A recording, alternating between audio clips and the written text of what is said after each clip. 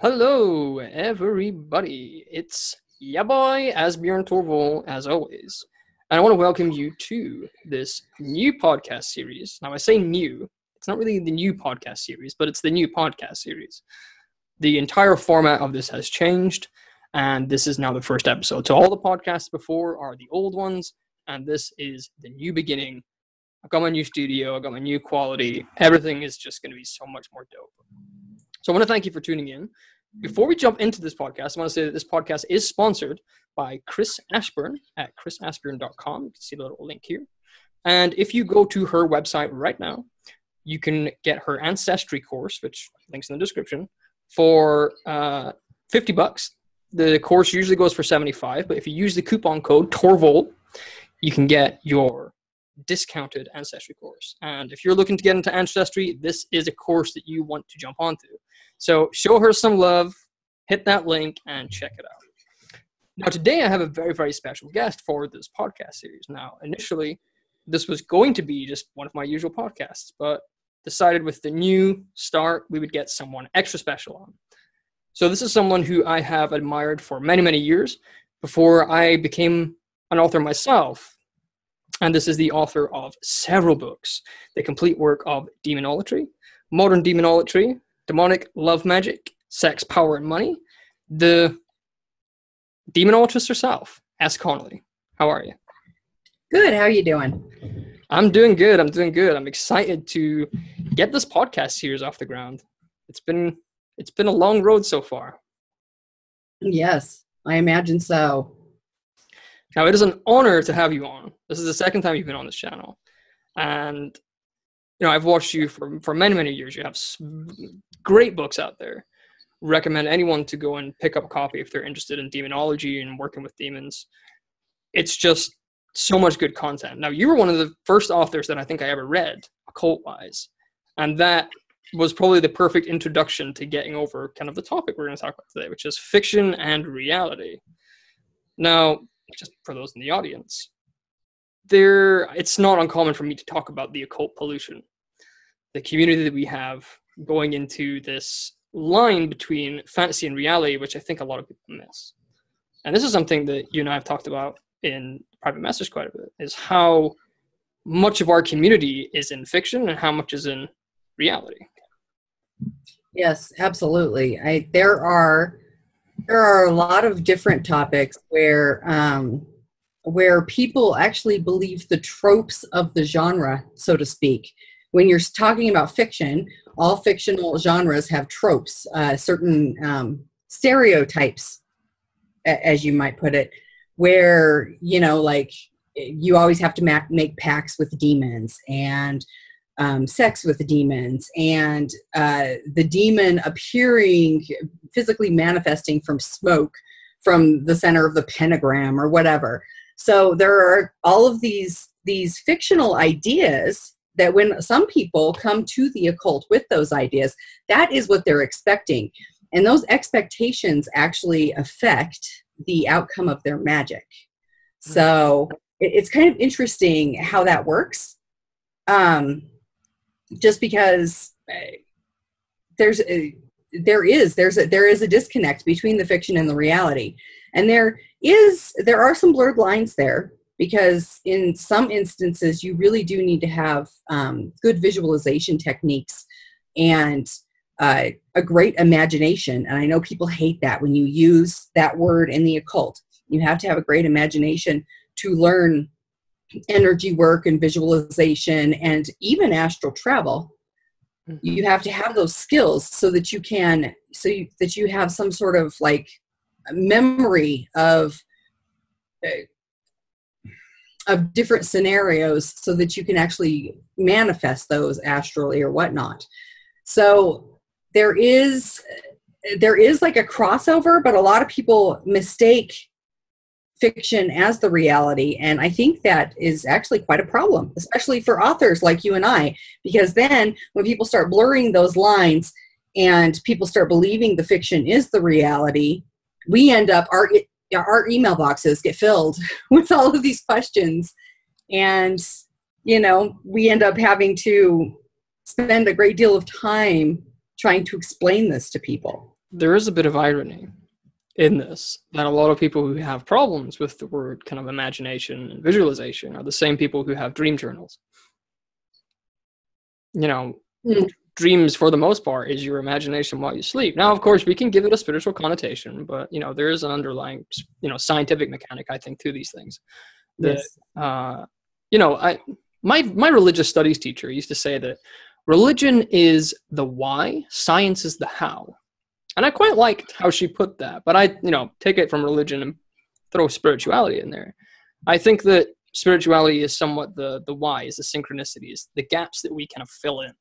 And science gives us the mechanics of how it works. So, you know, science and spirituality definitely, you know, come together. And I think that that dispels a lot of these misconceptions.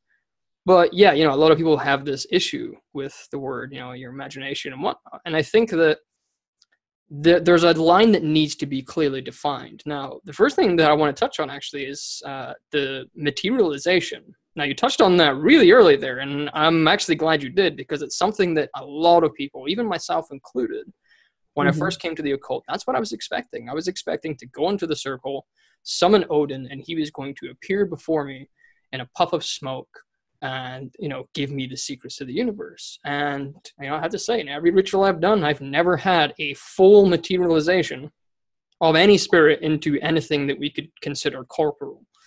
And yet there's a lot of stories out there of people who apparently have. Now, I'm all for pareidolia, seeing patterns and randomness. I think that synchronicity is the underlying mechanic of how the manifestation works. But I've never seen a spirit materialize in front of me. And I know that everybody expects it. They expect to have this, the same as they see their own body in the mirror, come from the ritual circle. And I almost find it quite mind-baffling how more people haven't got that this isn't a thing yet. Right. Well, I think a lot of people, I think there's a lot of pressure for people to they think that everybody else is having these experiences left and right. And so they feel pressured to have these experiences too. And so they make them up. I do believe there is a lot of make-believe in the occult. A lot of people do lie about what their experiences actually are. I can tell you that in all of the years I have been practicing, I have seen partial manifestations in the sense of shadows and movement and solid forms, but they were always off in the dark. And I have experienced one physical manifestation. Now that's in like 33 years. That is a long time. So I contend that it may happen, but first of all, there could be a very scientific explanation for that. You have to understand I'm a skeptic, which is, a lot of people are like, how can you be a skeptic and also be a demonolatress? Well, I like to look at things objectively. You know, that's just kind of part of who I am. So I'm willing to say that perhaps my one physical manifestation experience was either maybe a waking dream. It could have been a frontal lobe seizure. I'm not sure, but I did know I did have one experience. It was only one. And like I said, 33 years. So I contend that if stuff like that actually does happen, it's very rare. And if you practice long enough and you practice daily long enough, I'm not talking just, you know, being a weekend magician or, you know, once a month getting together with your group. I'm talking if you practice daily for 33 years, you're going to get something. You almost have to. You know what I'm saying? I think that's where we separate the dabbler from, you know, the real practitioner, the one who lives and breathes this. Now, you know, I did a video months and months ago about how magicians lie about their success rates. That I think that, you know, I have to give credit to Jason Miller for this, because it was he who originally posted it, that no magician gets success 100% of the time. And I think that the reason for this is because magic has a huge subjectivity problem. You know, as much as the ritual component, you know, aside that there are kind of some universal mechanics, there's a lot of subjectivity, and especially in our own psychology and how we approach magic, you know, our own individual flavor, as you will. And so I think that people have this need, well, maybe not a need, I think it's probably more of a superiority complex. And anyone who's been in this community for any length of time knows that there is a lot of people with this complex. But yeah, you know, I think that in my entire time of practicing magic, you know, as a 13-year-old boy to now, I've had some intense experiences, but nothing that I could have ever really explained outside of, psychology. And, I took a lot of time, I think that one of the reasons we get on so well is because we're both, very skeptical, which makes, I'm a big fan of that show, Ghost Hunters. Not the one with is it Zach Galifianakis? I think that's his name. Oh, okay. Or the other dude. But I think the company's called TAPS. And they go out to disprove paranormal activity. And so their kind of ideology is that if they can't prove it wrong, it has more solidity to it. And I love that ideology. And this is similar to how I approach magic. I approach it with, I want to debunk this. And if I can, that says a hell of a lot more. And it's funny that I end up, I started trying to debunk them, but actually ended up seeing how it worked. And so now I've kind of seen that, well, psychology is that part of magic. It's the how. And our kind of symbolism and individual subconscious imagery is what fills in those gaps. And so it's been quite easy for me to come to terms with manifestation, more so than I think the majority of people. I see it through synchronicity. I've talked about my work with Odin and how I thought that my neighbor was Odin for a moment in time. Now people will be like, no, dude, that's nuts. But it's like, well, is he actually Odin, or am I just tapping into an archetypal idea that I'm seeing, manifested? There's something that's always been on my mind, and it's something that I think it might mess with a few people's heads who watch this, and that is that we can't think of things that we don't already know. So it's like when you hear a word for the first time and then you start hearing it everywhere. Well, before you learned that word, you wouldn't have really been able to just think of that. I mean, you could think of what it represents, but the actual word itself is, you were completely ignorant of that. Nowhere in your life before that did it come up that you noticed it. And I think that we don't have the capacity to think about things we don't know exist. Right. And so when you look at that in terms of spirituality, well, everything that we conclude are things that we kind of already know. And I think that when you really dive into the things that we believe, the things we write, the things we say, that actually reflects on that I've never seen anything materialize before me. And so, I can't explain how that would happen, but when I look at psychology and I look at the things that I already know, and here's the second part to this, before I ramble too much on. I have a habit of this.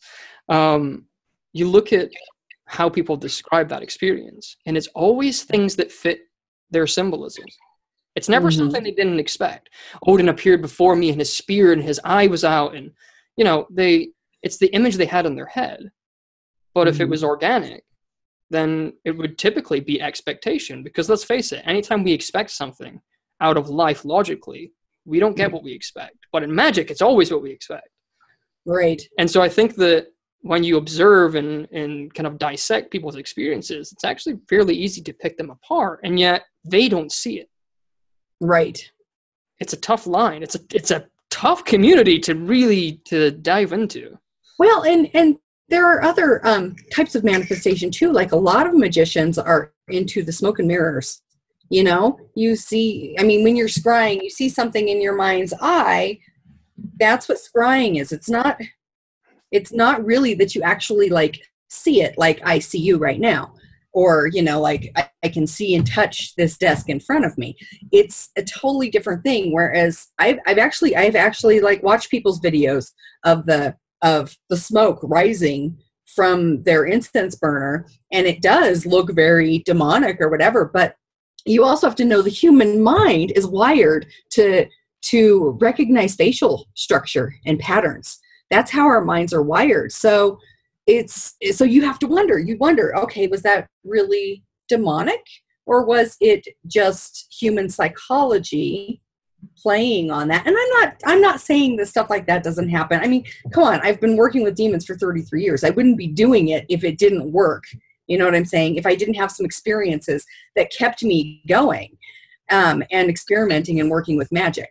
So, I can't say I'm 100% a skeptic. I just want to make sure that I'm being honest with myself, because that's the thing. Magicians have to be honest with themselves. You can lie to everybody else, until the day is done, but you can't lie to yourself. And I think being authentic, not only with everyone else, but with yourself is kind of a big thing, especially when you're with magic. Yeah. Very well said. I think that, in all honesty, I think everyone could use a bit more of that, being more honest with themselves. I know that there's times that, I unlike the majority, I've had a long history of having to check myself before I wreck myself. And so I've kind of gotten into a habit of every now and again, I'll take a stop and I'll look over my work and, try and pick it apart the same as I do others. But I think that a lot of people, see, I want to be proven wrong.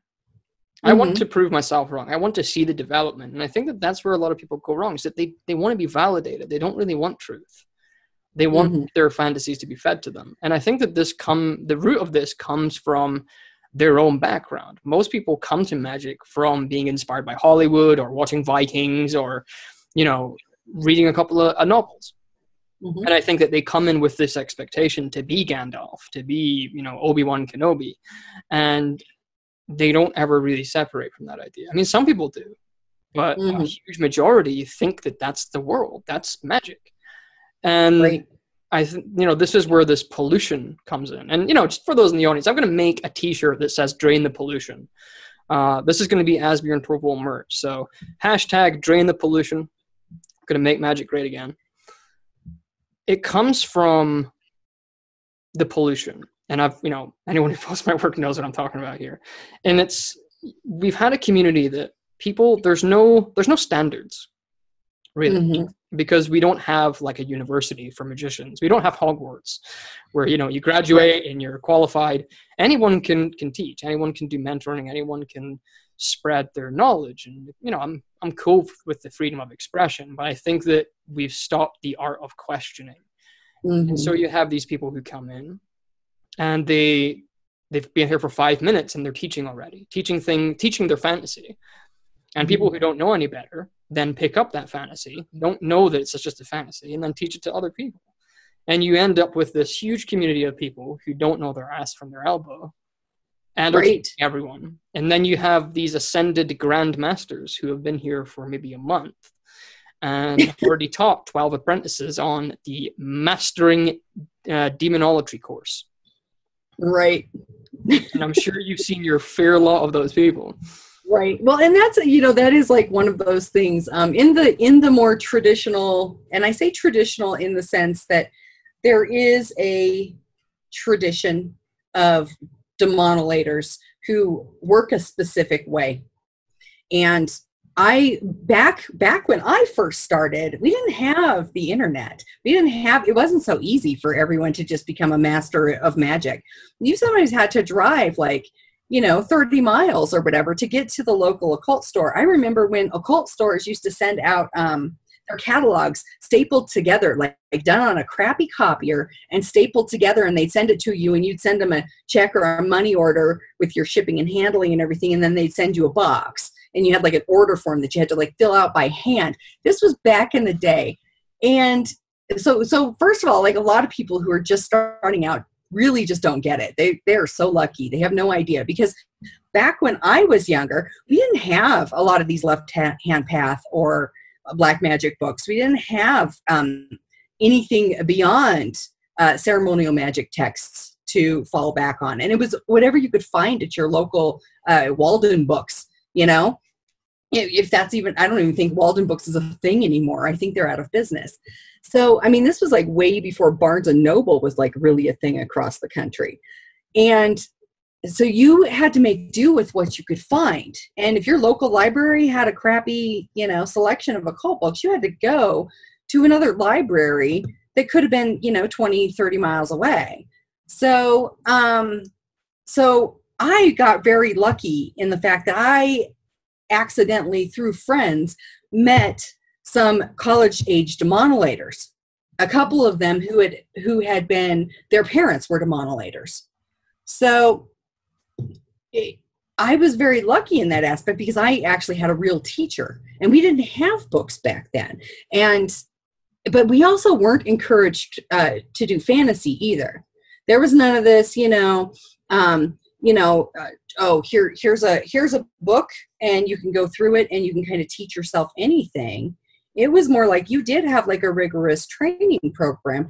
And you were checked to make sure you were actually doing the work. And if you weren't doing the work, they would kick your ass to the wayside and stop training you.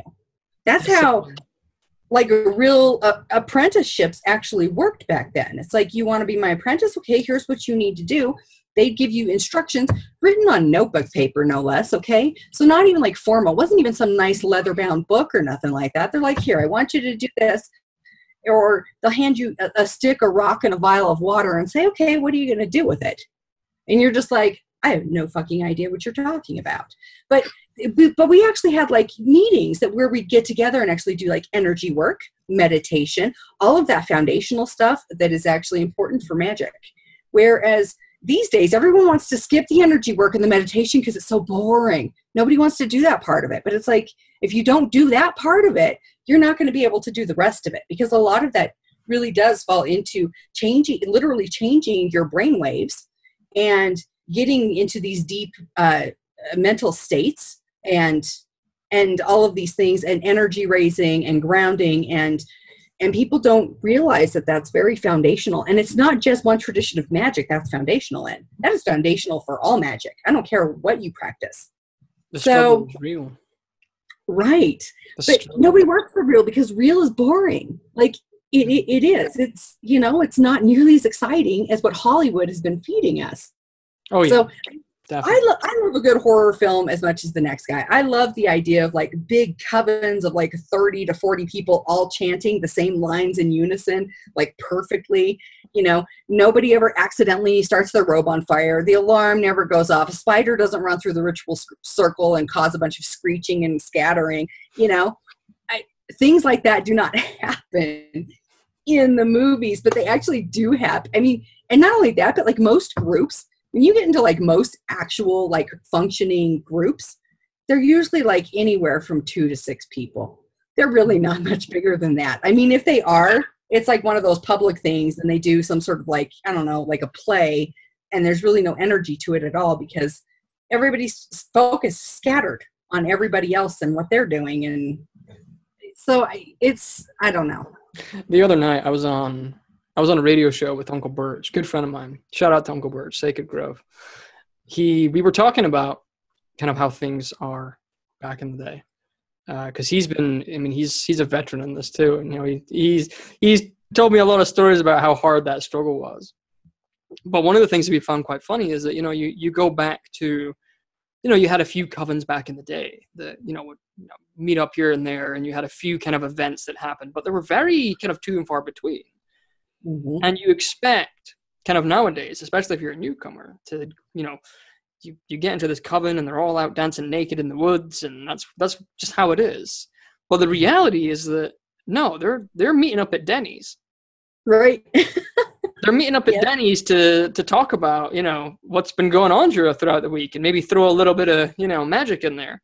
And that's been really bizarre for me, because I've always kind of had this idea that if I was to have my own coven or my own group or something, I would meet up in the mountains, and the Cairngorms and the local regions here, or at least a forest. There's still forests around today. We're not that far away from our roots. But I think that the reality of today is far different, and I think that we all have this expectation. And I think the problem with groups now is that it's more politics than it is practice. Mm-hmm. Now, the system you kind of outlined there with the whole apprenticeship, that is exactly how I wanted things to be when I stepped in. I wanted to find a teacher, find a master who was going to teach me their knowledge, and be their apprentice, be the Padawan, and eventually get tested. And it ended up that all of my mentors, for the large majority, were only interested in politics. It was a superiority complex. They taught me shit that they themselves hadn't studied. And I think that this is one of the other issues with today, is that people don't have discipline because they don't care about it anymore. They're not even being taught it. No one puts value on it. Mm-hmm. And it's far easier just to spew out some stuff that, oh, well, magic, you don't have to understand magic because it's incomprehensible, so I can say anything and it be true. And that's kind of the philosophy I see quite often. Mm-hmm. And, my own views is, quite contrary to that. And I think that we've lost effort we stopped questioning and we've stopped practicing. Magic seems more, there's times I'm on Facebook and I go, are these, these people are just doing this because it's trendy. I don't really see any real magic going on. And, I get that not everyone publicizes it, but it seems like for the most part, everyone's all talk and no practice. Right. No, and I agree with that. And in Daemonolatry, we've actually had in the more traditional groups, I'm not saying like your wide groups, because there's so many Daemonolators nowadays that are very new to the scene. I mean, we're talking within the last 5 to 10 years, but, and that's okay. That's good. It's just that we have, like within the traditional groups, we still have a system of study that we are trying to continue. And that's hard. That's hard because, first of all, you have to find somebody. It's easier and it's hard. So let me put it this way: it's easier because you can connect with people from different places. Whereas I think with any type of apprenticeship or learning, it's really important to be able to connect with those people somehow on some level. You know what I'm saying? Not just words on a screen, but with video and everything, we can connect a lot better. Second of all, I think people. It's harder. Actually, I think it's harder because you do have people who think that all it is okay, I'm a Daemonolator now, so I'm going to join a forum and that makes me a Daemonolator or whatever. You know what I'm saying? Like a group. Yeah. Whereas, and we have not had the problem in the Daemonolatry realm of people running around declaring themselves priests. We are actually kind of strict about that because we only recognize people who are put through an actual seminary training program. We actually have one, believe it or not, which is kind of, but it's one of those things where someone has to they have to like express their interest in it. And then we have to invite them because not everybody has the right temperament. You can tell someone who wants a title just to lord it over other people, as opposed to whether or not they really want to serve the demonic divine and actually teach people and help them. There's a difference. And usually it's the people, actually, we end up approaching people who haven't shown an interest at all because they've been so good at helping other people and say, hey, would you like to go through our seminary program? Specifically because they have the right temperament for it. Something that's just hearing about it, I'm like, hey, I'll sign me up. That's something I'll definitely be interested in. It's hard though because we have like an entire pre-initiate training program that we have these people put through, and you'd be amazed at how many of them after about the third lesson just fall off because it doesn't meet those expectations that they had going in, those Hollywood fictional expectations. I had one lady contact me one time. I do a lot of readings and I do a lot of spirit communication, and I do it for hire because not everybody has that gift. She told me, she said she would really like to learn how to speak with the spirits like I do, or to at least, tap that internal thing that I have that helps me guide other people. And I said, well, you have to understand, first of all, I was kind of born this way. I hate saying intuitive. Everybody's intuitive these days, but I've always had a good insight into people. Let's just put it that way. I've always had a very good insight into people and their situations. I've always known things about people that I probably shouldn't have known that they never told me. And that has always freaked people out for many, many years. So when I actually learned divination and I learned I could use that to kind of like harness that, I started learning divination probably when I was between 14 to 16 is when I really started getting into it.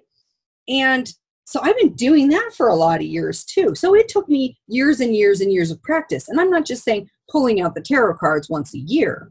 We're talking doing, 3 to 5 readings a day for years and years and years. And we're going back to the regular practice thing here. And so what she thought was just she could just do a quick, simple spell and boom, she would have all this insight and be able to read tarot cards. I'm like, that's not how that works. You actually have to do this daily practice. So I gave her my book. We were talking about this earlier, Drawing Down Belial, which is basically a book about demonic communication and divination. And it basically has all these exercises in it. And I said, do these exercises daily. Find your divination, your device of choice, so to speak, that works with whatever gifts you might have. Because most people are, to some degree, clairsentient. You know, some have clairaudience, some have clairvoyance. So with these exercises, I said, do these exercises daily, and eventually you're going to increase your ability. She comes back a week later and says, none of that worked. A week later, none of that worked. I'm like, really? You like gave it a week. You need to give it like a year of daily practice, and you're going to see a difference, an improvement. I think that's one of the other issues is impatience. People expect instant reward for no work at all. And, you know, divination is something that's, you know, it's a very interesting topic for me because I have many different ways that I approach it. But this is the thing, is that people expect to come into an area and immediately be, you know, gratified. And I think that there's a topic that often comes up. You know, I have a few people ask me about it, is the Akashic records. And they think that by, you know, accessing that, they're going to have all the information in the world, everything they need to see, everything they need to know, all this wisdom and all this insight. And they forget it's an analogy.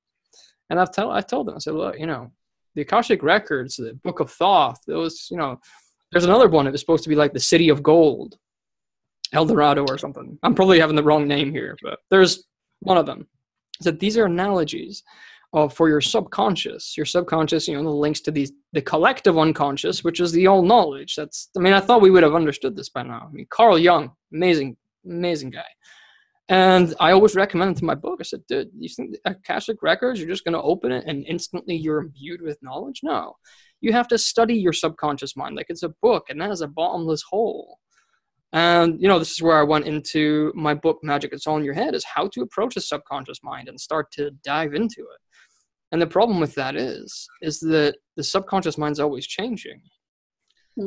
All knowledge means that I don't know everything about myself. I don't think anyone does. And who you are today and who you are tomorrow is different. Your emotions change your thought. You know, we're constantly in motion. And I think that anyone who has this idea to, you know, tap into the all knowledge and be one with it all and try to understand everything in a single second doesn't understand that, well, they're always changing, so they can't do that. It's very subjective. Being one with the Akashic records is essentially being able to work with as you are in it's essentially live in the moment and use what you need in the moment. And the same people who want to use all that kind of all knowledge are the same people who have to plan out a ritual. And it's like, if you're in tune with the all knowledge, then you just know what to do in the moment when you don't have anything there. You just be. Yes. And it's little concepts like those that they totally miss the mark on, and it goes down this avenue that's like, dude, slow down the car a minute, back up. You missed a stop sign. And it's because of that impatience, I think, that we rush ahead into these concepts without really thinking about them. And that's the problem, is that it's not just that people don't question things anymore. It's that people don't think about things anymore. They just, oh, this looks cool, go down this avenue, and next thing you know, they're married to Jesus. Right. Which I guess is the next topic we're going to get into. To, you know, go off on a tangent from here. And, you know, just to throw this out here, if anyone's interested in, you know, the books and stuff we've mentioned so far, S.Connolly's links are in the description. The books, everything, links are all over the place, so make sure to go and check those out. And if you want to get a copy of Magic, It's All in Your Head, which is the book I just mentioned, it goes into psychology. This is the lovely copy here that I have. You can check it out. Again, links in the description. Now, there's been a little bit of Facebook drama going on that I thought we would jump into. Now, yesterday was a fun day. It was definitely an intense day. Well, it was. Let's just say, and I'm of course not going to name any names or anything, but let's just say that I was forwarded an email from about 5 different people that basically suggested that human relationships were messy and difficult, and so why not just get yourself a demon lover? And the demon lover, that is something I have a great deal, that's a line for me. I think that is where a big part where fiction and reality really tend to blur. And I think people take it to a very weird place. Now, first, I would like to say that I do believe that people can develop emotional attachments and deeply intimate mental and emotional relationships with spirits that they're working with. Because if you think about it, you know, whether a spirit is part of yourself or something outside of yourself, you are letting it in to the most intimate thoughts and secrets and desires that you have anyway. You are developing, when you work with one specific spirit for a very long period of time, you do develop kind of a relationship with that spirit, even if it is just an inner voice, because I know some people, depending on your definition of what a spirit is. So people will develop very strong emotional relationship attachments there. And there are a lot of cultures around the world where you do end up, where people do like marry spirits, but it's not like a physical marriage, but it's more of a metaphorical marriage. See, that's where I think, you know, we were talking about that definition earlier of what religion, spirituality is. And I like to say that religion is a priest's way of explaining difficult concepts to laymen. People who don't understand these difficult concepts of the universe, they have to be brought down to a level to where your average person can understand them. And that's the priest's job, to relay this to the people in a way that they understand. Hence, we come up with all of these wonderful stories, and we come up with like familial bonds of spirits, like, you know, different hierarchies of spirits all have familial relationships and all of these things. It's so the human mind can comprehend those relationships, because that's just how we work. We tend to look at things through our own understanding of the world. So when people are marrying spirits in certain cultures, and because that has happened for years and years. I mean, look at Catholicism. Nuns marry Jesus, metaphorically speaking. So, and of course, you know, I suppose there in more ancient pagan cultures, there were priestesses and priests married to their gods too. But in the sense that was more of it was almost more like a bonding, a patron-matron type bonding, as opposed to a marriage. A human marriage and having some sort of dedication with the spirit are two different things. But a lot of people will call it marriage, and therefore some people who think very literally think marriage. So they start thinking sex. And then you have people having sex with all of their spirits.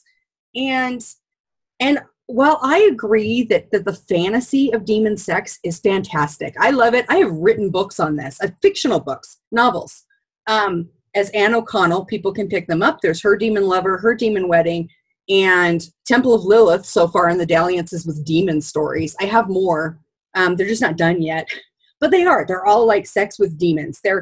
But they're fictional stories. And I fully acknowledge that. As a writer, as a novelist specifically, because I was a novelist long before I was an occult author, believe it or not.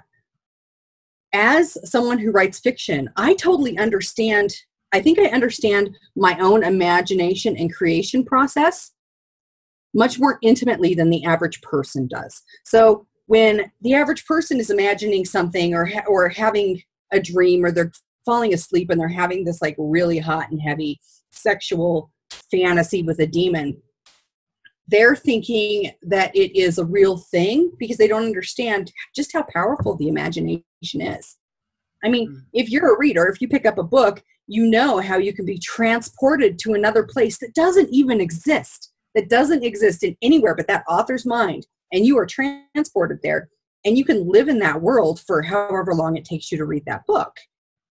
Definitely. As a writer, I totally understand that. So I totally get why the demon sex would seem so real, because our imagination has the ability to cause arousal, to cause orgasm, to cause physical sensation, especially if you have a powerful imagination. People don't realize how powerful their imaginations are. The trick is understanding, first of all, why you're having that type of a fantasy and what the reality of it actually is. Because oftentimes the people you'll find who are having all this glorious demon sex. Trust me, I wish I was having demon sex. That just sounds fantastic. And I have been open to the idea of that, open to the experience of that for years and years and years. It has not happened to me, which tells me that either I've just been in such healthy relationships, or I've never been sexually deprived in some way, that I've never needed that sort of thing. I've never needed to self-create that for myself because I needed that support, or it doesn't really happen. I think Tenacious D ruined it for me. The last song in Tenacious D, The Pick of Destiny, for those of you who have seen it, where they have a song where Satan's gonna fuck. What was his name? I couldn't have forgotten his name. Kyle, that's his name. He's gonna fill Kyle with his hot demon gel. That's all I think about when I hear it. When I hear the word demon sex, I just think of Satan fucking Kyle with his hot demon gel, and it's like, nope, can't do it. It's never been anything. This isn't my cup of tea. I'll take just human is cool for me. Maybe I'm boring. I don't know. But I've met a few people who have this kind of this fantasy, and it's like, we're all into some fucking weird shit somewhere. We all have our weird spot in the brain, I think. And there's nothing wrong with that. But I think that there is a line here that it crosses into harmful, I would say. Now, for those of you who have watched my stuff before, who've followed my work, you'll know that I often talk about the dangers of spirituality, where we border on harmful, where people drop their cancer medication because they think their amethyst is going to save their life and cure their cancer.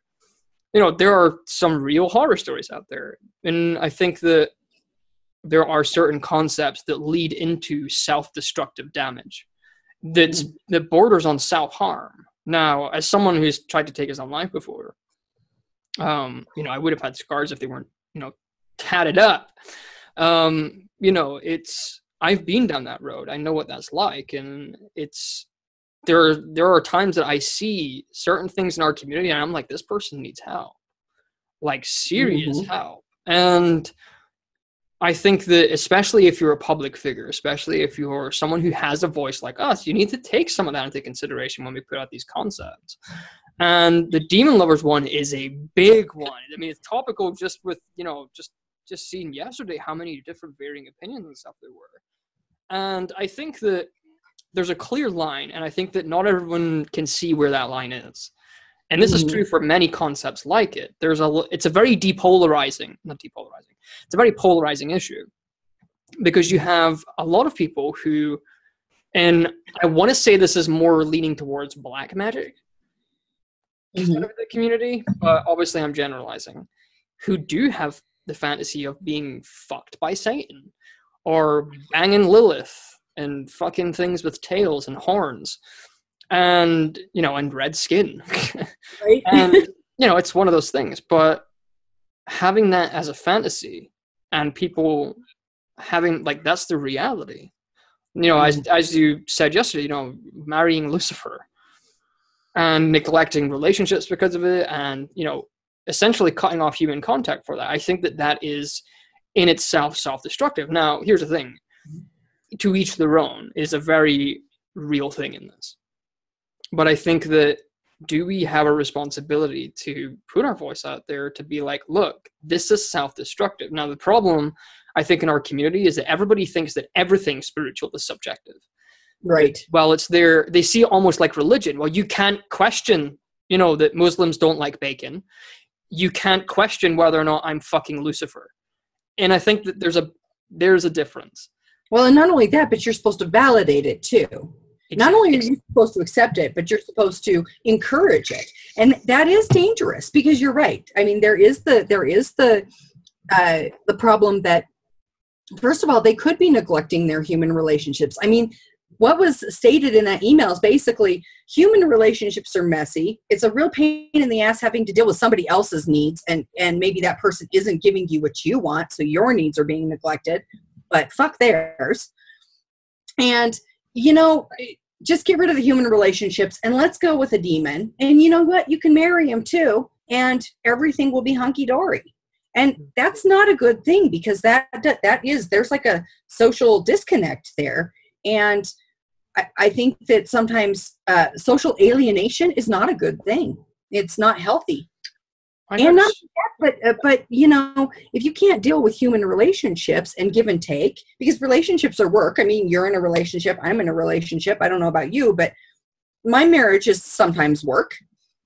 You know, we have disagreements. We have to come to terms. We have to come to the center. There are things that I do that drive him nuts and things he does that drive me nuts. And you have to pick and choose your battles in a relationship. But you also have to learn how to accept someone for who they are and not try to change them, and not expect that they're the one giving all the time and you're the one taking.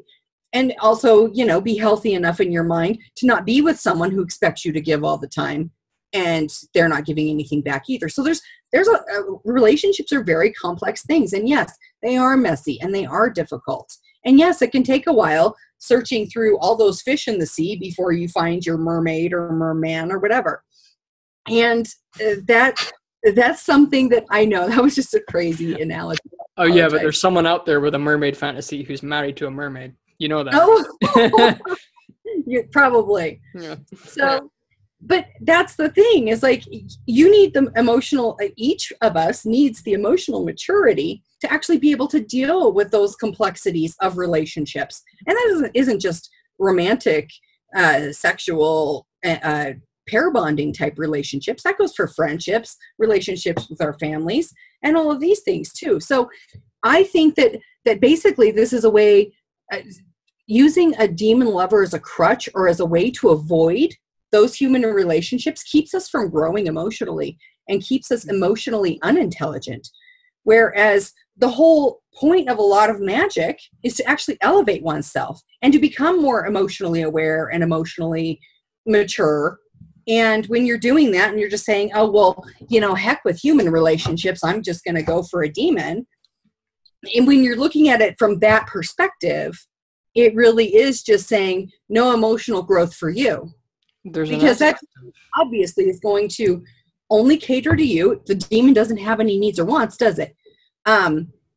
There's no actual give or take there. There's no actual strife or arguments, you know, because in a lot of you're making it up. That's what it comes down to. There's a lot of different aspects to this. And the first is that the same people who are married to Lucifer and whatnot are the same people who rip on Christians for accepting Jesus in their heart. And, you know, all these other crazy shit. You know, well, Jesus was resurrected after 3 days. Yeah, bullshit. And it's like, well, dude, you're fucking married to Lucifer. Isn't that just as outlandish? And then, you know, there's the other aspect that, you know, there's this thing that I think a lot of magicians, at least worth their salt at least, will say that, you know, you come to magic not to escape your problems, which is what I think quite a lot of people do. You're here to face your demons and to ascend. And in order to do that, you have to face the shit that's inside. No, this is a very shamanic concept in all honesty. You're facing your own demons. And so what I found, and this isn't just with this example, but I mean, it's very, very strong in this example, is that people are using things like marrying Lucifer and whatnot. And I honestly don't think even they believe it. I think they're doing it to try and push their own psychological issues away. Now, I'm going to rip on empaths here a little bit. Now, I wrote an article about this that everybody, it was very controversial. Links in the description, or you can find it up here. And in that, I more or less said that the majority of empaths are doing similar to what vegans are doing. Vegans can't wait to tell you they're vegan. You know the ones I mean, right? You know, hi, I'm Asbjorn. Hi, I'm vegan. And, oh, okay. You know, not even 5 seconds into the conversation and they've told you. And it seems like it's more this kind of trendy thing rather than something they actually care about. Now, you know, not to rip on vegans, you know, just throwing that out there. I love you all. I'm just, you know, just using you as a bad example, at least for you extremists out there. And you have the empaths who, they can't wait to tell you they're empaths. And they label themselves with it. And I am an empath. How dare you? And I think that what it is that they want to feel special. They want to feel like they're not like everyone else. And yet they forget that empathy is a human thing. Everybody has empathy, unless you're a psychopath. And, you know, I mean, that's another story. But everyone has a level of empathy. The only real difference is that we have different degrees of it. But everyone, by that kind of statement, is an empath. You're an empath. I'm an empath. Joe Blogs down the street's an empath. And they use this to cover up the fact that they don't feel secure with their own identity. And that is the same with this, is that they're using this kind of thing as escapism from their own psychological issues. And it's funny that the people, and I don't want to rip on anyone specific, but the people that I seen commenting who were giving you heat yesterday are people that I know have those issues. And so it was quite ironic to see how people get very defensive when they know that, oh shit, my problems are being brought back up to the surface, I need to push this away again. Now, you took quite a lot of heat yesterday from a few people, and I have to say that I didn't disagree with that much of what you said. I mean, the topic itself, I'm impartial to. It's not really something I invest in. It's not really something I look much into. But the psychological aspect for me was, that people are doing psychological harm to themselves was where my attention, okay, I need to go and look into this. And I think that you are more or less on point with the vast majority of what you said. I think that you had it absolutely right. People are pulling themselves into this fantasy that's not just doing harm to them, but to people around them too, by proxy. And I think that this is one of the issues that people need to fucking address, that we're not living in Lord of the Rings. We're not living in Star Wars. We're not living in fucking any other universe. There is a clear line, and it's very hard sometimes to see that line, and it's very sometimes hard to define it. But there comes a point where that people step the line, and it's like, okay, you can kind of, whatevs. And there's times where it goes down such a place that it's like, okay, you're hurting yourself. And it almost makes me feel obligated to call them on it and be like, look, get some help. And I think that's where it is for me. I think that we all need to stop and really fucking discuss these things and debate these things. Because when you look at it in retrospect, the idea itself is fucking stupid. Married to Lucifer? Yeah, I'm married to fucking Taylor Swift. The original idea of incubi and succubi, speaking of, actually comes from spirits that were actually like allegedly sucking the life from you.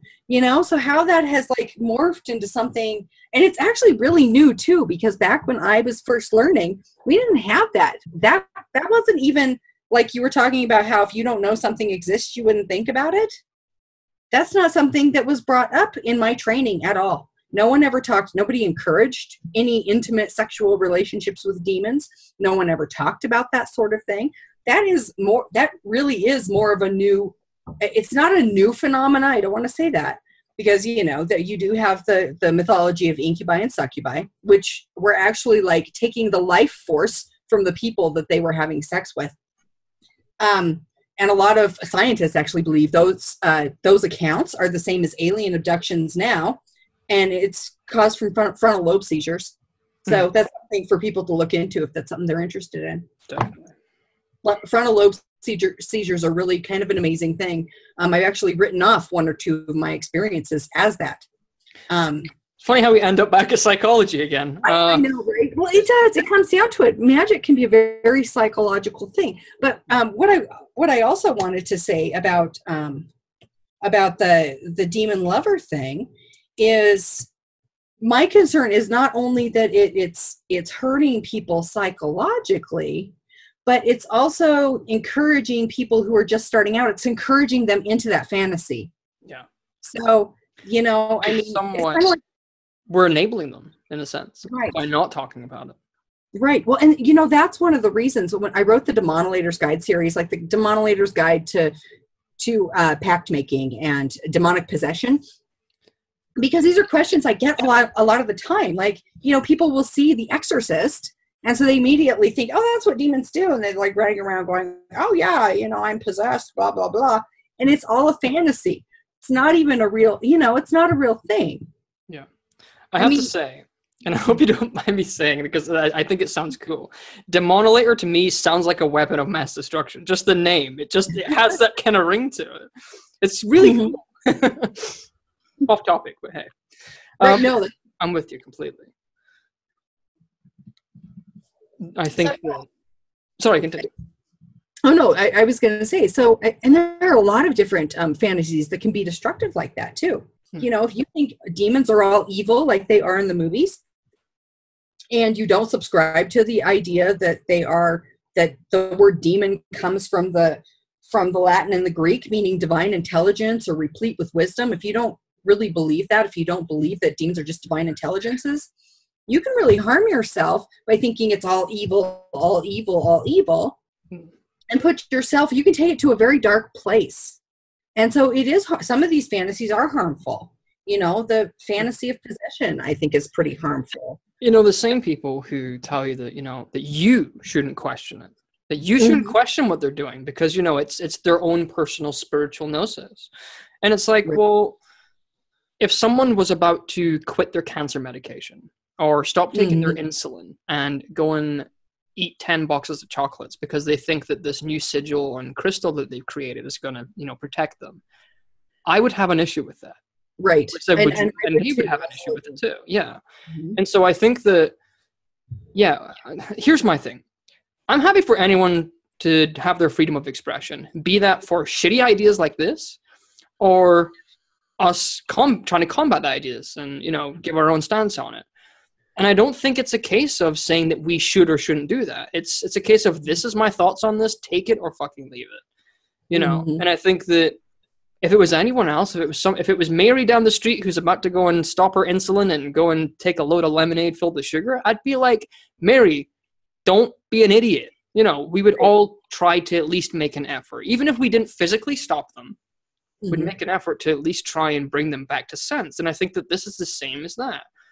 And so it's funny who the people are like, well, you shouldn't question it, are the same people who would have a problem with someone else's spirituality. And this is the thing, is that it comes from a place of they're doing harm. And that's the line. I think that's the line that we have to cross, is once it gets into becoming harmful to themselves or to other people, that's where I think, no, we're even more justified in giving our expressions on these things. And I think that your entire post yesterday was completely justified. And I think that a lot of people were quite unfair the way that they responded to that, thinking that you were just shitting on people and, you know, threatened by other new coming authors, which is total bullshit. And so I think that they just missed the mark. And it's like, well, are you happy for people to stop taking their medication for their crystals? Are you, because it's the same thing. It's just, it's the same principle. Right. And I'm amazed how many times I get emails like that where people want to use demons to heal themselves. And I'm like, okay, first of all, demons are not a substitution for regular medical care and modern science. And I always tell people that. And I've actually had some people get really aggressive and angry with me about that. And it's like, well, I don't know what to tell you. I mean, don't harm your health. If you're going to use some sort of spiritual supplement along with regular medical care, that's fine. But don't stop your medical care. Yeah. And I think that people like make this line between magic and everything else. And it's like, no, magic and science are the same thing. There's no difference between the spirit world and the physical world. They are one thing. We just separate them for a case of understanding them. So it's like, going to my fridge and making a turkey sandwich is magic by definition. It's just that we don't look at it and perceive it in the same way. But so why should we take someone cutting their wrists to be any different than someone marrying Lucifer and fucking up their entire family? Causing harm to their personal relationships, which then turn them into a spiral of depression, of loneliness, in which they end up hanging themselves because the demon told them to. Right. There are, look at the cases of people who are in mental institutions because they're married to demons and they're telling them all these things in their ears. That's the same road that these people are going down. Okay, they might not get there. Right. People get really angry too when I tell them, if you're having sensations like you feel like a spirit is like having intercourse with you, first of all, you want to rule out any medical reasons for that. There are some things that medically that could be wrong with you that cause those specific symptoms. One of them is a vitamin deficiency. I had a young woman contact me, it had to have been like 3 years ago, where she was telling me that she had a spirit who was raping her. And she couldn't get rid of it and she needed some help. And I said, have you considered going to your doctor and getting a blood draw? And she's like, why would I do that? I'm like, well, First of all, because you could have something wrong with you, and have you also, and I said, and I don't mean it in a bad way, but have you also talked to a psychiatrist to make sure you're not having, like, if there's not something wrong or imbalance, some sort of chemical imbalance in your brain, they can do tests for that. And she did. She went to her doctor begrudgingly, mind you, because she was really offended that I would suggest that she had a medical problem. Turned out she was really low on vitamin B, I believe it was. And I was going to make a joke there that she was low on vitamin D, but right, she was low on, right, she was low on these vitamins, and that was actually what was causing the sexual sensations, the orgasms, the feeling of pressure on her thighs, as if there was someone on top of her. All of these things were easily explained through, medicine, modern medicine. So, and I also warn people, if they're not mentally right, if they have a mental issue like bipolar or something like that, and they are not controlled, and they're not like, they don't have it under control with either medication or treatment in some way, they should kind of like be careful with magic, because you can screw yourself up. And people don't like it when I say that either, but I'm trying to keep them from harming themselves. That's why I say stuff like that. It's but not that because was their spiritual beliefs, S.Connolly. You're not allowed to question those things. Just for everyone here, this is exactly the same situation. And I think that people are, it's coming kind of onto the next topic we had for this day, is the trend of ignorance. Mm-hmm. And, we're, just because something is spiritual, it doesn't mean it isn't classed as enabling people to do harm. And right. There's a lot of different factors, I think, to take into consideration with this. No, I know, for everyone here, this is a very controversial topic. It's something that I know we're all going to have mixed opinions on. But I think that at the end of the day, it's that at the very least from this, we should question it. We should question things. Even if you don't necessarily agree with either side, you should question it. Question the validity of these ideas and these fantasies. If you want to go fuck demons, cool, but question how far does it go before it becomes damaging. Ask yourself these questions. And I think that's the underlying issue, is that we've forgotten to question. Right. There's the old, I think it's Socrates, the mark of an intelligent mind is to be able to entertain an idea without accepting or rejecting it. Mark Passio, big fan of Mark Passio and his stuff, even though he's sometimes very polarized, is that, judge information on its merit, not how you feel about it. And I think our spiritual community needs this too. We need to look at information and understand the merit rather than how it makes us feel, because especially with these kind of controversial topics, we get emotionally responsive and then everything just becomes a shitfest, rather than actually discussing, well, let's dissect this topic and really dive into what's happening. Now, this is how I've approached magic, not just, controversial topics, is I've looked at magic and thought, okay, let's look at this through science, see what that tells me. Let's look at this through spirituality. And, I found that by doing that, I understand magic on a much deeper level than I ever did. Mm-hmm. And it's given me the ability to get more consistent results. I mean, I owe that formula to where I am today. And yes. I often encourage people to do the same. Look, understand psychology and understand basic science. So that way you're a head start of your experiences before they even start. Before you get tricked into thinking that something's not what it is, you already have that head start. You understand synchronicity. You understand how your subconscious manifests things and how pareidolia and ideomorph. It's like a Ouija board. I get why people use it, but they don't understand that they're subconsciously moving it themselves. Right. Now, that doesn't devalue the fact that there could be a spirit they're talking with, because all reality is processed through the head. And so psychology doesn't devalue spirituality. If anything, it empowers it, I think. Yes, I agree with you. I know I'm rambling. No, you're fine. It's a podcast series. That's what this is for. And that's kind of the next topic I want to lead into, is the trend of ignorance. Now, ignorance, I feel obligated by my understanding of the word to give a little bit extra into how I approach this, because a lot of people think ignorance is not knowing something. Right. But that's nescience. The Oxford Dictionary I will tell you that ignorance is not knowing something. But if you look at the actual words, nescience, which I think is where science comes from, actually, that word, is not knowing something because the information isn't available. Mm-hmm. So, like we talked about how when you don't know a word, you can't think of it. That's nescience. Ignorance is having the information in front of you, but willfully choosing to ignore it. And, you discern this by ignorance. Mark Passio, again, I have to credit for this. And I just wanted to clear that up for the audience because I don't want them to get the wrong idea that we're talking about people not knowing things. No, we're talking about people willfully ignoring things.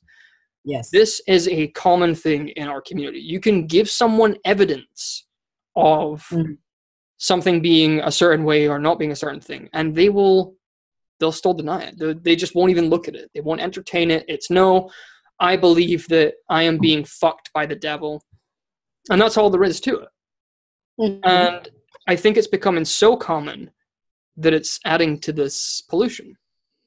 Well, and I think, and here's the thing, is I don't think it just is just in the occult world. I think that extends out into a lot of areas of our lives where something is like definitely right in front of us, but they want it to be true and therefore it is. They figure if they say that it's true long enough, it will be. And it's like, well, no, there are certain things. You can't sit there and think to yourself, 2 + 2 is 6, 2 + 2 is 6, 2 + 2 is 6. 2 + 2 will never equal 6. 2 + 2 will always be 4. It's consistent. And there are some things in life that are just that way. And there are a lot of people out there who they don't understand. And I don't know, this is just a thing, especially specifically when we're talking about magic, is there are certain things that have persisted for centuries, like certain correspondences, spirit correspondences and stuff. They've persisted because they work. Yeah. So, or at least we've tagged some idea onto those correspondences that make them work because that symbolism is so ingrained in our society, for example. And there's a lot of stuff like that. If you look in our culture that, that kind of goes over into the magical realm where there's certain symbolism that we just identify with culturally as Western culture, that's why that makes that work. And I'm not going to go into that, but what I am saying is that, because now I'm going off on a tangent. That's all good. is that people refuse to, they just want to do whatever and call it whatever they want to call it without any regard for even looking at that information. I mean, I understand, like, okay, everyone's like, well, there are rules. And I don't want to say rules in magic because, again, you get into the weirdness. There are certain rules in magic. And if you're going to break them, you should at least know what they are, and you should at least do it meaningfully. I agree completely. In terms of that way, when somebody says, well, why did you do that? You can explain it in a very logical way, or you should have a very logical reason for doing so. You know what I'm saying? Yeah. I don't know. And that's kind of, but nobody wants to stop and learn those basics. They just want to, just tell themselves, well, you know what? Today I think that this is what this is, and I'm going to call it this, and that's what I'm going to tell everybody. I think that there are definitely rules. There's definitely laws. I mean, this is the reason why our cars have, circular wheels and not squares, because it just doesn't work otherwise.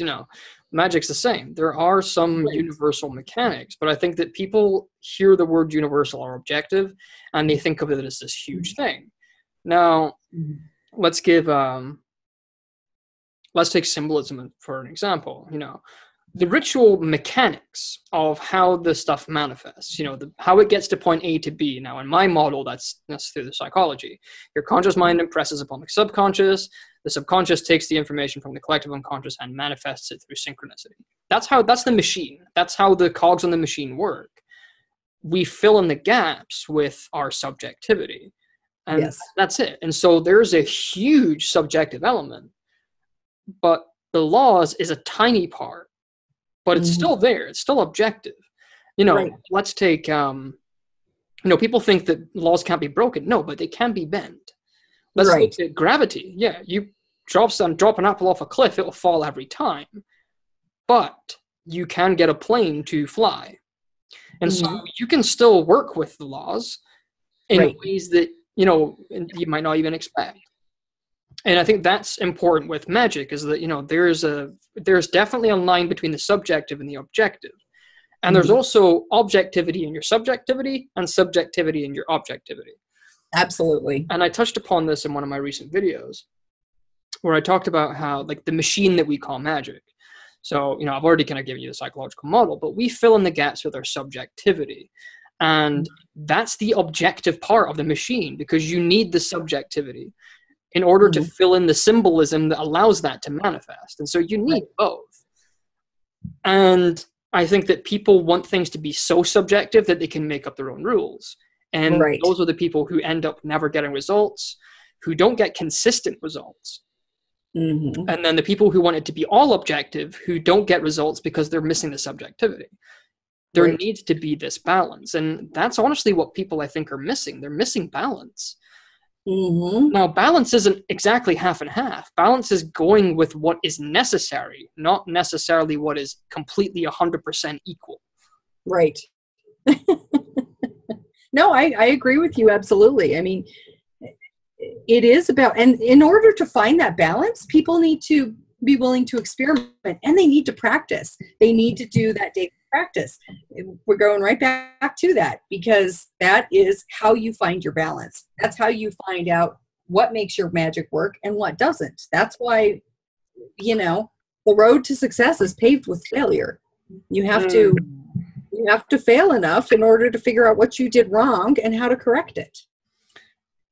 So I'm now just realizing how much of a vent I went on there.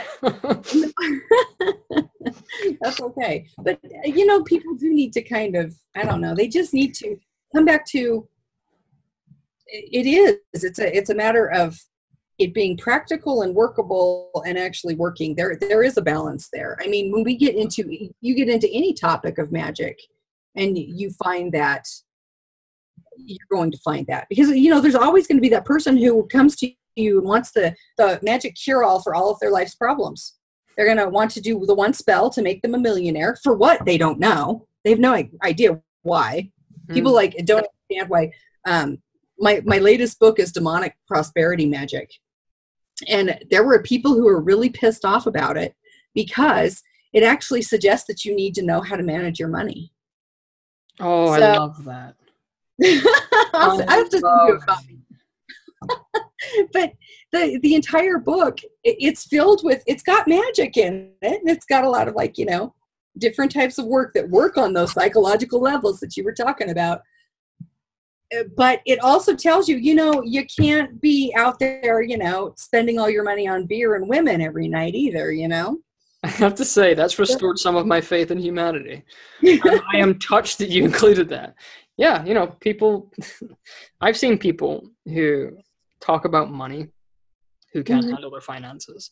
And it's funny that you look at how many people offer money spells who are broke. Right. The fucking struggle is real. Now, here's the thing, is that I'm going to be brutally honest, and I have no problem admitting this. In fact, I've done it publicly a few times. I want to be a millionaire. It's on my bucket list. I just want to tick the box. I just want to have $1 million that I can go and blow like it was a lottery win. But I've had to come to terms through that outside of money, take the money out of it and let's talk about success. Success and freedom. People want it until they realize what it means. Right. And I think that you and I can both level on this, on the complete same wavelength here. That success is an asshole. There are times I wake up and I'm like, I don't want to be successful. I don't want to do this job anymore, because success means a lot of work. You look at the billionaires. Look at Grant Cardone. I don't know if you've heard of him. He's one of my role models. This guy's got billions of dollars and billions of companies, and he works 18 hours every single day. Now, sure, he's got the fancy house, he's got the cars, he's got the Rolex, he's got everything. Right. Time. Because all his time goes into his business. And you look at what success means. Now, even outside of the kind of billionaire company, let's take this just as an occult author, because a lot of people want to be there, and then they realize what it means. You get emails every day. You have an inbox that you can never fully clean out. You have to deal with everyone's questions on a continual basis. You get messages from people telling you that they've healed you or that they're going to convert you to Jesus. You have to deal with so much stuff every day. Now, people think that, like, let's just take this podcast, for instance. People think, oh, 2 hours talking with S.Connolly, I could do that. And then they realize that there's about 10 hours of editing that goes into this. And then they realize there's uploads and there's advertising and there's so much that goes into a single thing. People don't realize that a book has to be edited and formatted, and then you've got the cover and you've got everything else and you've got to arrange the forewords and all this other stuff. And it's like, success sounds good until you realize that you have to work harder than any other job to get there, because there's a reason why a 9-to-5 job is average, because the workload is average. Right. Success, that workload is tripled, at least. That's it. I agree with that. Freedom is not as appealing when you've got it. And now this is the thing, is that, see, people want to be free. People want to have freedom, stand on the field in Braveheart. And then they realize that that means having every single person hate you and you don't care. Like, it doesn't even make you flinch. You would drive the nails into your own crucifix, as I would say. Right. That's freedom. And people think that freedom is, well, I don't have to care about anything. But that means you don't have to care about other people's opinions too. And they're going to be throwing a lot of that at you. Yes. It's hard. A lot of opinions. Yeah. Yeah. You get death threats, you get stalkers, you get, people who if you don't give them your attention, like, right away, they'll literally, like, go all over the web and badmouth you and give you shitty reviews. And it's crazy. People are, some people are just that way. I want to say, like, the majority of, occult practitioners aren't like that, but there's always some unstable individuals who are like that. Oh, yeah. And they always end up in your inbox. I love my job, but I hate it sometimes. Like, there's days I wake up and I'm like, fuck people. Nope, not today, Satan. But, it's the same with any other job. Like, there's a story recently. I'm a big fan of Philip DeFranco. Shout out to Philly D. He's never going to watch this podcast, but hey. Huge YouTuber. He's like a big YouTube news channel. And he talked about a story recently that 2 YouTubers had a guy drive 7 hours to their house, break in with a gun. Like, they hid in the cupboard looking for the girl he was with, because he didn't like the way that the boyfriend was treating her on YouTube. Wow. 7 hours. And it's like, there are people out there like that. Yes. I've dealt with a few stalkers in my time, and I've been in this a year. I can't even imagine what yours has been like over the course of decades. Well, I'm almost kind of scared to ask. Let's just say I have files with the local police department and the FBI, because once you become, like, kind of a public figure, the FBI gets involved. And even though I'm just a writer and not a lot of people, I'm not as well known as, say, Stephen King or something, or even Lon Milo Duquette, for example. I still have an FBI file, and it's probably, I don't know, about 2 to 3 inches thick, with all of the stalkers and death threats and things like that I've gotten. Yeah. I can't wait to see my file. I have. It's funny. Numbers. I've got, like, dates, like file folders with dates and incidents and all those printed emails, and it's unfortunate. That's nuts. I need to shout out something to Lon Milo Duquette, because he's a cool guy. Now, I haven't had the pleasure of talking to him myself, but after I released Magic, It's All in Your Head, I realized that he had a book called Low Magic, It's All in Your Head. And a lot of people thought that I stole that from him, and I'm like, no, it was totally innocent. And I've always wanted to talk to him about it and get him on and be like, hey, look, I genuinely didn't steal your idea. But I've always wanted to speak to him after that about it. But yeah, shout out to Lon Milo Duquette, because I've read some of his work. He's got some really, really great pieces. My Life with the Spirits is my favorite. If you've ever, that was a good book. It was fun. Definitely. I'll throw some links down in the description for him too, or I'll put it on the screen and you guys can see it. So, Belial. Yes, Belial. Very popular in today. Every time I log on Facebook for the past, probably just since 2018, everyone's working with Belial. Everyone is, I actually have a t-shirt from David Romano, Black Magic Exposed, who kindly sent me a t-shirt out with Belial's sigil on it. Mm-hmm.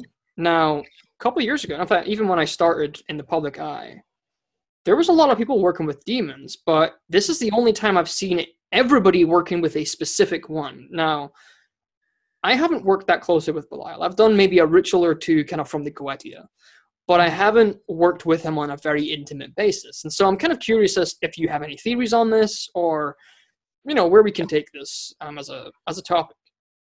But is there something just with maybe the current currents, the current energies right now, that people are being drawn to particularly work with Belial? I mean, I'm not sure if demons really have certain, I don't know, maybe alignments that make them more dominant in certain years. I'm definitely not an expert. I think, okay, so having been, I've been working with demons since the early 80s, 1980s. And I've been online, in the online occult community since about 1997. And what I've noticed is as the number of people working with demons has increased, what ends up happening is you end up with a demon of the moment. The people who are like the most vocal and the most, especially authors and stuff like that. Let's say an author releases a book on Sorath. Suddenly Sorath becomes all the rage and everyone wants to work with him.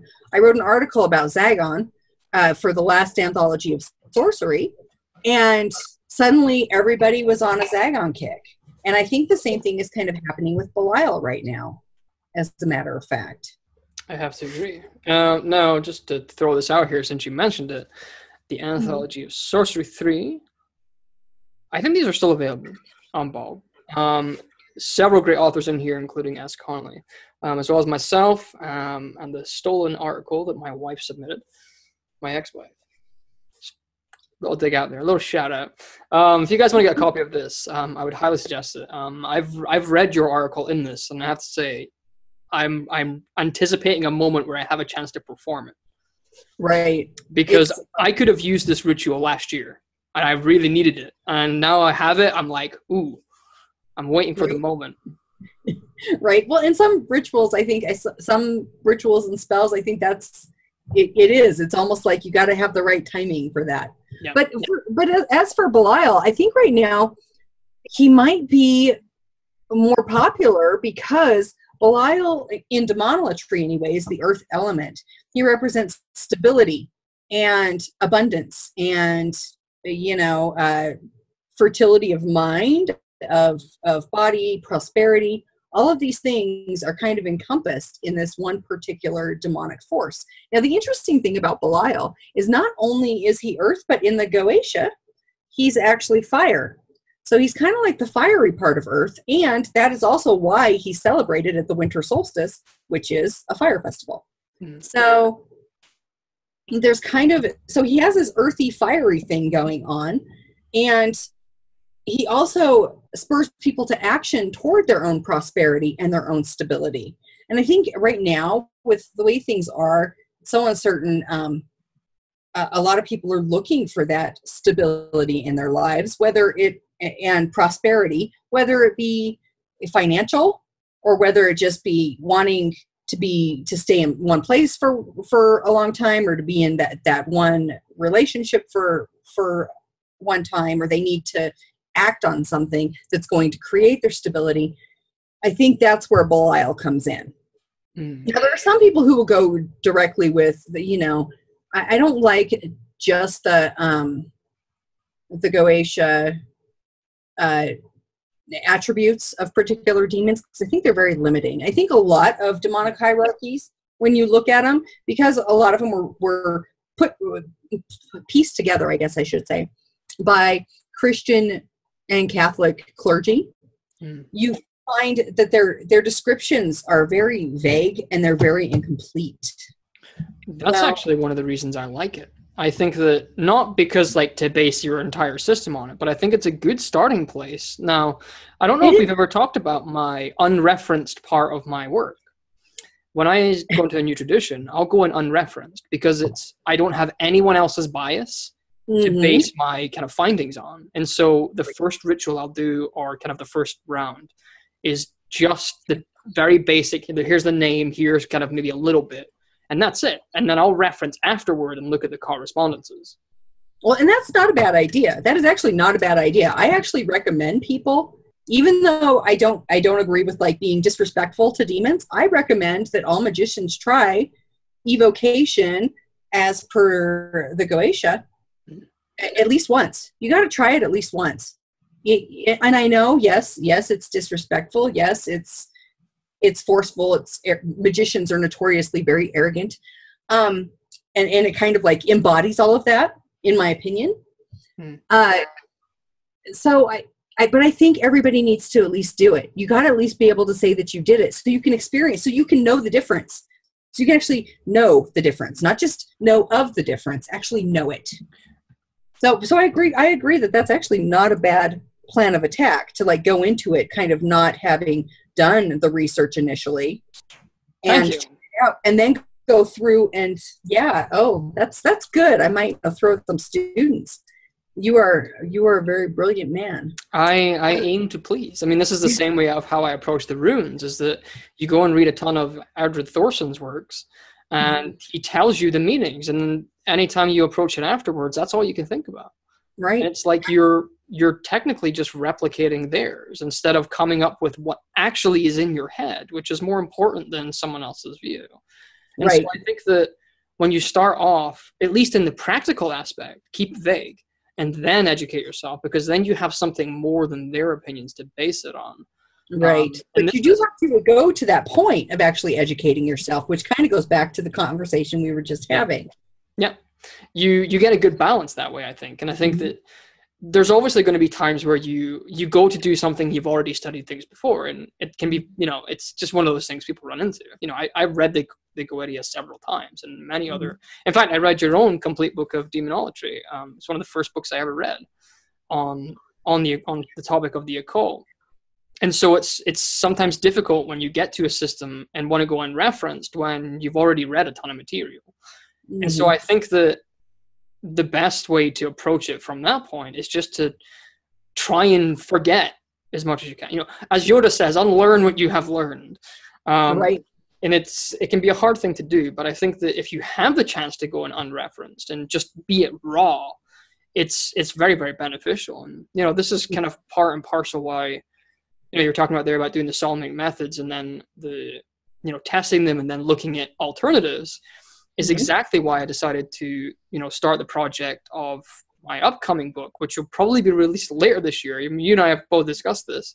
The Goetia, the Better Key of Solomon. I love that name. I've fallen in love with it since I said it, because it's a little bit of a dig at, the whole Solomonic method is, it's better. Right. And I just think it suits my personality of a bit of a fuck you attitude. Yes. And so, we talked a little bit about that, and that's something that I can't wait to produce, is a book that goes into not so much the demons, but the methods. And I think that that's something we need more of, because everyone has correspondences. Like, there's correspondences through the roof. But methods, there's very few people talking about methods. They just want to talk about correspondences. And this is my frustration with the runes, was that everyone wants to tell you what they mean. They don't want to give you the medium to actually find out for yourself. Right. And that's interesting that you say that, because when I first started working with runes, one of the first things I did was actually sat down and did one meditation a night on each one and wrote down everything that I was getting from that particular symbol. That's more or less my entire formula for the book. I found that's really kind of funny, because I found that my readings were more accurate that way. I was able to predict the my ex brother-in-law's promotion and my sister's pregnancy with her son. We're more alike than I think I even originally thought. Isn't that it's kind of crazy. That's awesome. It is. I find it great when you find other people who follow that same path as you. And it's kind of weird sometimes, because there's times I think I'm the only one doing this. And then I Right? hear of other people doing it, and I'm like, oh God, I'm not the only one. Thank fuck. There's faith left in people. Right. Yeah, definitely. Now, I have a theory about Belial. This is Mhm. kind of come Okay. from our conversation here. I know we kind of went off on a tangent. We did. But, and now this is going to be probably very controversial, what I'm about to say. But it's something that just kind of popped into my mind. Now, you kind of talked about how Belial and Earth is a common correspondence, and it kind of represents stability. Is it perhaps possible that one of the reasons it's becoming so popular is because that's what people are seeking, stability? Now, Mhm. I hate talking about politics, but given the way that politics in the world are going with Trump and, this is very controversial. Do you think that that's people trying to find a way to bring some more stability because they're feeling it lacking? Yes. Oh, I do believe the political climate has a lot to do with how people approach their magic. It may not be like at the forefront of their mind. They may not be going into it, oh gosh, I need Belial because Trump's president, but they may feel that their life is a bit more unstable, with the policies being put out by the current administration, for example, that they need that stability and something grounding that keeps them, maybe in control. They may feel like they're losing a bit of control, and Belial kind of brings that back to them. So, yeah, I absolutely do believe that there's a great deal of politics does play into how magicians think. I think that plays into everything. I mean, it plays into everything from when I'm writing something, it kind of plays into that too, Yeah, it's almost as if we're kind of treating a symptom of the cause, which would be, politics, or if people want to go that far, they can say Trump specifically. I have to say that I'm not a big fan of politics. I never have been. Before I moved to the United States, I'm back in Scotland now. I didn't even pay attention to UK politics.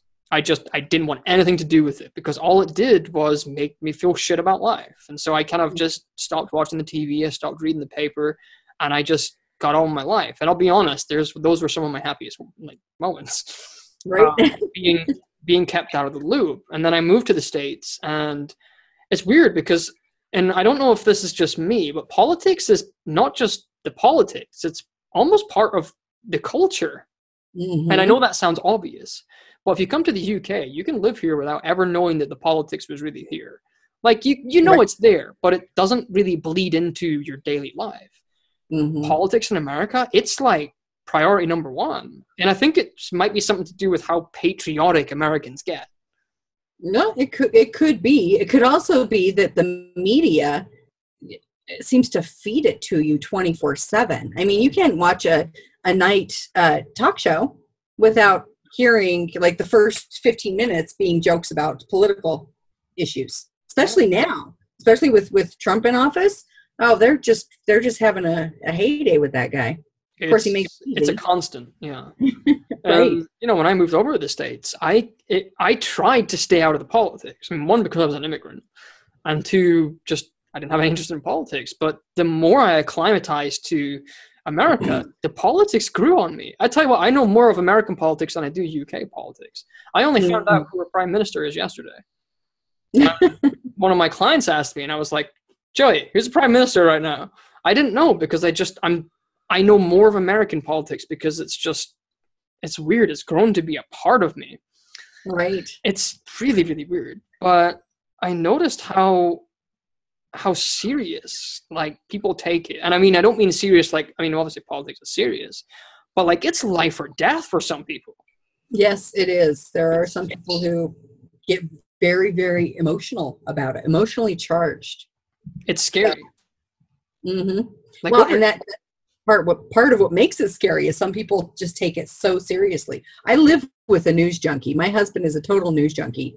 So unfortunately, I know far too much about what's going on in this country that I don't want to know. Before I got married, I was like, I understood kind of what was going on in the world, but I didn't pay that close attention to it. Now I get like 2 to 3 hours a night, whether I want it or not. So it's on in the background, and it just kind of, it's like an earworm. But it is kind of, I think that probably does have a lot to do with it. I mean, people do. Because policy does either help people who are working people or it hinders them. I bet you Satan doesn't give, the people who are married to him, like, the news and stuff. Right. Probably not. They probably don't have to worry about that. I'm sorry, guys. I'm not meaning to make jokes about you. I mean, I do, but because it is kind of funny.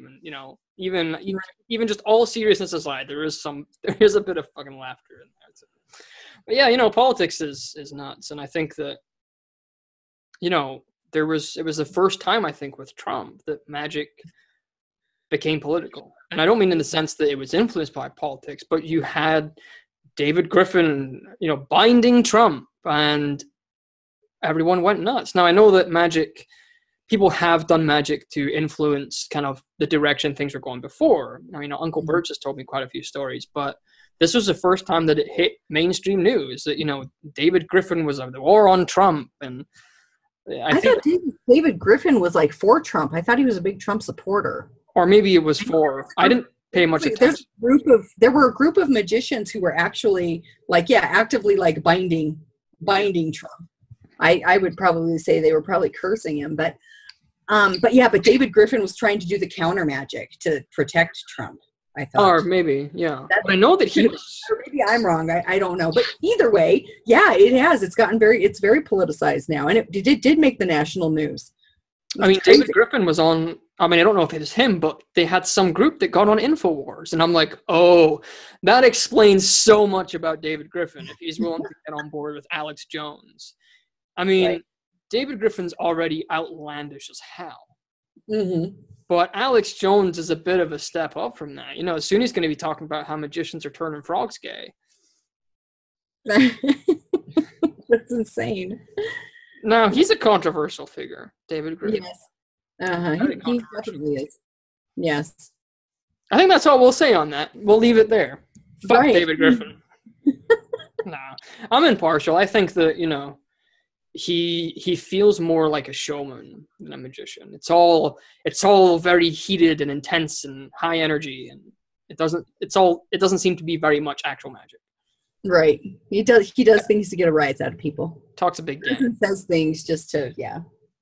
He does talk a big game. Now, we're kind of coming to near the end of the podcast. It's been going for quite a bit. And I thought we'd talk a little bit about your work, your books, and kind of some of the projects that you have coming up. So if I remember correctly, because I'm not always up to date with everything, you've had some novels that you've just released recently, 13 Covens, or is it something you're involved with? 13 Covens is a recent novel I released. That is and I don't have a copy handy here, which you would think I would, but it's basically 14 novellas or short stories that are, and each 7 of those stories are being put into a novel. And it's basically a story about a town in upstate New York that is actually ran by these 13 covens and a bunch of solitary magicians. When I was writing that, I thought to myself, I know a lot of groups. I know a lot of people who are in groups, and some of that stuff is like just the greatest. That's like the greatest backdrop for a story, like real life magicians. And so I threw some supernatural flair in there. And of course, so it's very, very fictionalized. I threw in some supernatural characters into the book. And basically what you have is what would happen if 13 covens lived in the same Tri-County area, and the center point was a town called Haleyville. And what would happen if you put all of that magic in one spot? Mm. And so it was kind of, I take, when I write like my magical fiction, I actually take magical fact and the types of personalities I've run across in the real occult world, and the different groups that I've run across, and I actually mix it with fiction to create these stories that speak to people who maybe practice left-hand path or black magic. Because I notice, there's a lot of books out there that are, white witchcraft and, witches that are like good witches, blah, blah, blah. But there's nothing that speaks to people who practice what are considered darker paths. And so that's kind of the niche that I wanted to fill in, you know, in the kind of cozy mystery urban fantasy area. I think that's something that people, you know, even in our occult world forget. And it brings me back to a really, really nice quote that I love. And I seen it on one of those kind of fan-made Facebook Matrix videos. And it was, you know, a guy, he kind of gets out of his bed and he's on his computer and he types into somebody on the other end. And he says, why is it that when I dream, it feels more real than when I'm awake? And the reply that he gets on the screen is, because there's truth in your fiction and there's fiction in your truth. Yes. That has stuck with me forever. And that's what I love about fiction. Now, even Hollywood does some research. They might not be as researched as what most people are, because obviously they've got deadlines. Let's face it, they don't really care as much. So, you know, people look at us taking fictional concepts and talking about them in a non-fiction fashion, and they're like, oh, well, this is just fantasy. And it's like, well, yeah, but there is some truth in it. You know, there is valuable, truthful information in fiction, but there's also the other side of that too, where sometimes we take that fiction too far. And now, this is something that not a lot of people know about me. When I was 13, I was a real Jedi. There's, you know, the Jedi realist community, that their aim is to look at the Star Wars movies and books, take the real life lessons, and turn that into a philosophy. It sounds a bit nuts, but some of that information is actually pretty cool. It goes back to Taoism, Buddhism, Shinto, as well as some in the occult too. But everyone in that community wears robes and has a lightsaber. Mm-hmm. And that was what put me away off it, because I wanted to go there for the real information, the real content that could be applied, but that's not what everyone else wanted. And I think that the occult is sometimes similar to that, is that we want the fiction. We know the fiction has value and has truth in it, but we don't want to sift through what is and what isn't. We want to just take the whole thing. We want to have the entire cake without taking out the shitty bits first. And I think that, again, it comes back to that balance. And this is where I have such a respect for your work, is because you're one of the few authors, at least that I know, that does both nonfiction and fiction. And I'm guessing that they do often quite bleed into each other. They do. I mean, as far as the novels go, I do tend to use a basis for real magic in them. But of course, obviously, it wouldn't be fiction. I have had people actually write me and say, oh, well, do you really, break curses for people? Because one of the characters in one of my series actually is, I don't know, she's kind of a mage for hire, although she doesn't get paid. It's volunteer work. And she now is the program director of the Black Magic Network, which is actually kind of fun. But and the last book in that series is coming out this spring, early summer. But I do have a lot of magical concepts and realism in there, but clearly there are things that are completely unreal in those books. You know what I'm saying? You can, if you know better, the fiction. Now I have worried about, what is my responsibility here as a novelist to how I portray the fiction, because you don't want it to be so outlandish that everybody thinks that that's how things really are. Like in the 13 Coven series, these two guys accidentally, they're bringing a guy back so he can get revenge. They're giving him 12 hours of life after his death to go and murder somebody. And what they end up bringing back is not the guy. So it's kind of like a spirit that has taken over this dead man's body. That doesn't really happen. I mean, come on, zombies. Seriously, we all know zombies are fiction. So, Joey, quickly put that zombie back in the cupboard before anyone sees it. Totally kidding. Joy's in the other room. Yeah, right? I get exactly what you mean. Things like that. So I try to make it realistic. Another part of it is somebody captured a demon in a bottle, and they thought it broke out, but really it was captured by another coven. It was stolen and all this stuff that just doesn't happen. Spirits don't live in bottles like Genie. You could totally do a remix of the song though, Genie in a Bottle. Do that as one of the adverts for it. It's a cool idea. Right. A demon in a bottle. I mean, hey, I mean, you look somewhere on Etsy, they're selling it. Right. But when you look at, like, say, Coven politics, for example, and some of the rituals that I actually portray in the books and some of the information I give in the books, it's all very real. So I like kind of expertly blend. It's my job to make it to where people can't really tell where the reality starts and the fiction, or where the reality ends and the fiction starts. And in some cases I've done it too well. But at the same time, I mean, most people with common sense will be able to tell. So that's where I kind of differ from other authors, where it's like you can't tell the fiction from the reality at all. I think that, in all honesty, that in terms of being an author, that makes you a better author, because you're giving them the immersion I mean, that's what you kind of want when you're reading even a fictional book. You want to feel like you're immersed in the story. And if it's too outlandish, then it breaks that immersion, I think. Like, I've read a ton of like fantasy books that it's just like, no, I can't even really picture myself in this. And there's some I read and it's like, holy shit, this is real. Right. It's whether or not you can suspend disbelief. Whereas with my nonfiction, I kind of go like the complete opposite way. I'm like very practical. I try to bring everything down into the practical. I try to use as few words as possible to get the point across, because I was always taught that if you can't say what you mean in as few words as possible, you don't know your subject well enough to write about it. So, and that's kind of something I learned in journalism when I was in college. And so I try to bring that into my writing. And that's why people like complain my books are too short. And it's like, well, but I've given you all the information you actually need. You don't really need any more extra information than this. I mean, maybe you may want to go into the psychology more or whatever, but that's for people to explore on their own. I'm giving practical use and practical ideas of how magic works in as few words as possible to help people actually transform their lives. I think that says a lot about our community. They measure how much information is based on how much words are there, rather than how much information's there. Right. It's this pollution, guys. Hashtag drain the pollution. We're gonna get us some t-shirts for this. Let's get that and you as your Torvol hashtag. Our community is sometimes, I think, beyond help.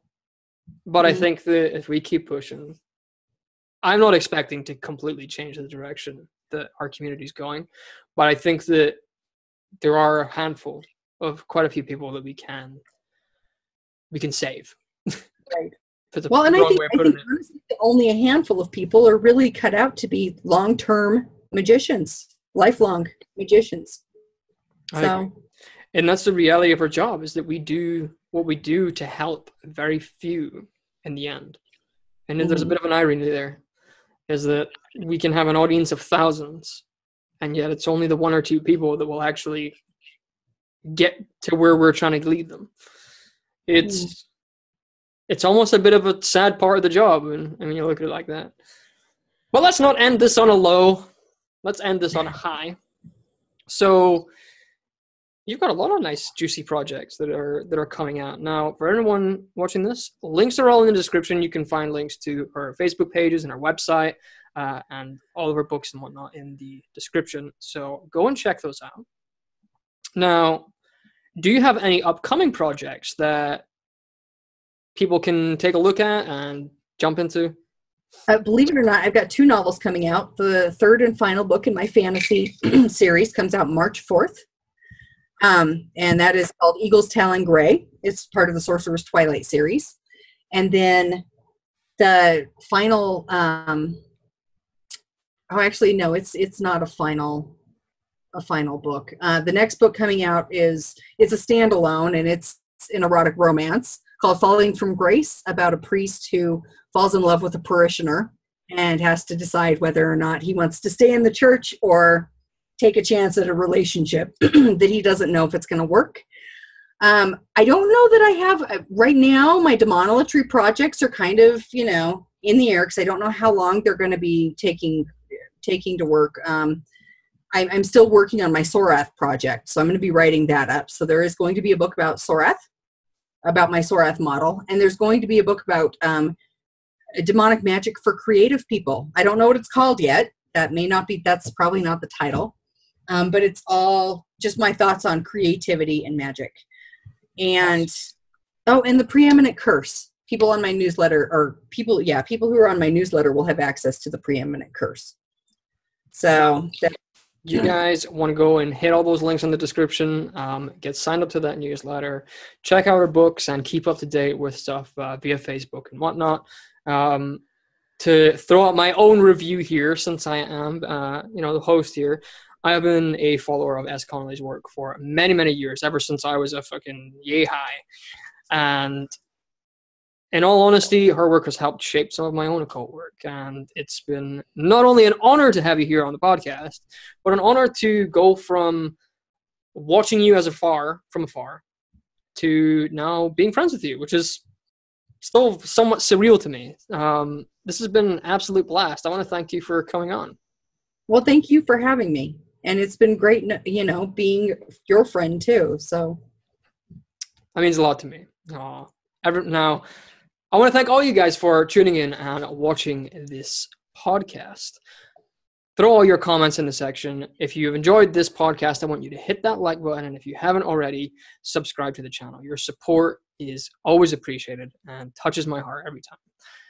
If you guys want to check out myself or S.Connolly's services, again, links are all in the description. And I will see you tomorrow in our next video. I'm King Asbjorn Butte Torvol. This is S. Connolly. And until then, stay true and stay awesome.